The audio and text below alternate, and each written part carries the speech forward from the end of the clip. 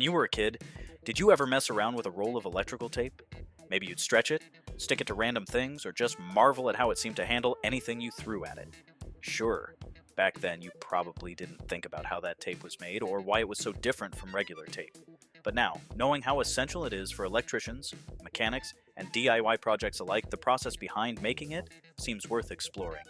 Electrical tape isn't just randomly made with paper and glue. In order to hold electric wires properly without any fault, some certain properties are necessary. It's meant to withstand high temperatures, resist electrical currents, and stay sticky in challenging conditions. To make this is actually very fascinating, as it is precise, because specific materials are needed, intricate processes, and a lot of quality control. Now let's know it. Before anything, we need the right material, which means vinyl. This is the main requirement. Vinyl, or you could call it polyvinyl chloride, short form PVC, is a type of plastic that's durable, waterproof, flexible, and most importantly, non-conductive. These qualities are meant to be there since the tape is usually used to wrap and protect electrical wiring. You don't want to know how electricity feels like. So before starting anything, the vinyl has to be prepared. And this starts with raw PVC pellets, which is heated and mixed with some other special additives. These additives could be things like plasticizers to help make the material more flexible, or stabilizers to help the tape resist heat, ultraviolet light, and moisture. Together, these ingredients form the base layer of the tape. Once the raw PVC is prepared, it's ready to be transformed into the tape's signature backing. The PVC mixture is heated until it melts, then extruded, meaning it's forced through a mold or flat die to create a large, flat sheet. This sheet is typically very thin, only a few millimeters thick, but it needs to be consistent across the entire sheet.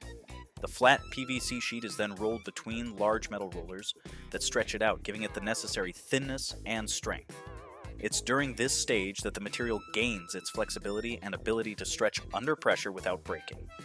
After the sheet is formed, it goes through a controlled cooling process to set its final shape and thickness, locking in the durability and stretchiness we rely on in electrical tape. There are other colors like red, green, blue, and yellow, and are common. This variety in color helps the electricians and technicians to label wires and circuits for safety and organization. To add these colors, the normal dye is put into the vinyl material during the initial heating and mixing process. By adding the color at this stage, the tape ends up with a vibrant, consistent color that won't fade or wear off as time goes. One of the defining features of electrical tape is its adhesive backing. Electrical tape uses a rubber-based adhesive that's both strong and non-conductive. The adhesive has to perform in various environments, resisting high temperatures, sticking to vinyl without peeling off, and holding securely to surfaces like plastic, metal, and rubber. The adhesive is applied to the vinyl backing in a precise, thin layer. This is done with a process called coating, where a machine evenly spreads the adhesive onto one side of the vinyl sheet. The adhesive layer must be carefully controlled in terms of thickness and smoothness. Too much adhesive could make the tape messy to use, while too little might mean it doesn't stick properly. Once applied, the adhesive and vinyl are bonded together through gentle heating, forming a single layer ready for the next step. With the adhesive in place, the sheet of electrical tape is nearly ready, but it still needs to be cut into rolls. The wide vinyl sheet passes through a cutting machine that slices it into narrow strips, usually in standard widths like 3/4 inch or 1 inch, depending on the brand.